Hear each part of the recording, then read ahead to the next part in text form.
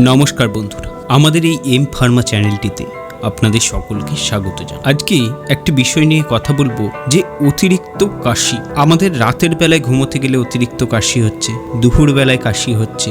এই ঠান্ডার সময় সর্দি কাশি হওয়াটা কিন্তু স্বাভাবিক, কিন্তু এই কাশি যখন অতিমাত্রায় বেড়ে যায় তখন আমাদের সারা গা হাত পায়ে ব্যথার সৃষ্টি হয়, গলায় ব্যথার সৃষ্টি হয়, ঘা তৈরি হতে পারে। তাই একটা ঘরোয়া পদ্ধতি বলবো, এবং এই কাশি থেকে মুক্তি পেতে আপনারা কি কি মেডিসিনও ব্যবহার করতে পারেন সেই বিষয়ে আজকে আলোচনা করব।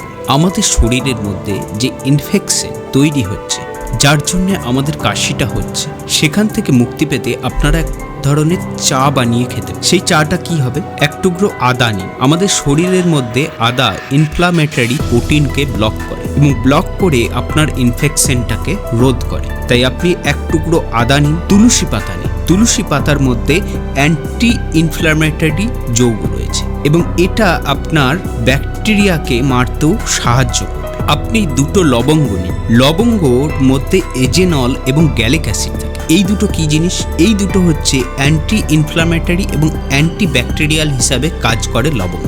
আপনার যদি কফ জমে থাকে তাহলে সেটাকেও বার করতে সাহায্য করবে এই লবঙ্গ। আপনারা একটু নুন নিন।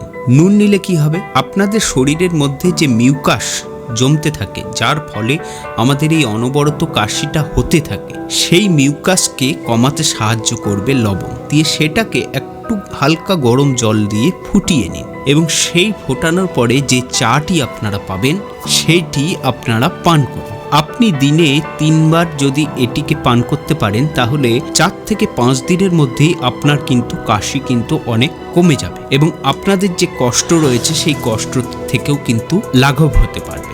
এখন বিষয়টা হচ্ছে যে শুকনো কাশির জন্য আমরা যে মেডিসিন নিই সেখানে একটা কিন্তু ভুল করি। আমরা অনেক সময় ফার্মেসিতে যাই এবং আমরা মেডিসিন, কাশির সিরাপ কিনে নিয়ে চলে আসি, কিন্তু কাশি অনেক রকমের আছে। একটা শুকনো কাশি আছে, একটা চাপা কাশি আছে। যদি কফ আপনার জমে থাকে তাহলে সেক্ষেত্রে আপনি যে সিরাপগুলি ব্যবহার করতে পারেন সেই কম্পোজিশন হচ্ছে লিভোস্যালবোটামিন, গুয়ামিন, এক্সটরসেন সিরাপ আপনি নিতে পারেন, অথবা ডেক্সট্রোমিথাসন, হাইড্রোবোমাইড, ক্লোরোফেনিমাইন কাপ সিরাপ। এগুলো শুকনো কাশি। যদি কফ বেশি জমে না থাকে তখন আপনাকে এইগুলো নিতে হবে। আরেক ধরনের কাশির সিরাপ আছে যেখানে কম্পোজিশনে লেখা থাকে, আপনারা দেখবেন অ্যাম্ব্রক্সল, হাইড্রোক্লোরাইড, স্যালবোটামিন, লিভোস্যালবোটামিন সিরাপ। এই সিরাপ চাপা সর্দি হলে তখনই কিন্তু এই সিরাপ নিতে হবে। কিন্তু এই দুটো যদি গোলমাল হয়ে যায় তাহলে কিন্তু শুকনো কাশির যে জায়গায় যদি আপনি এই চাপা কাশির সিরাপ ব্যবহার করতে থাকেন ফার্মাসি থেকে কিনে,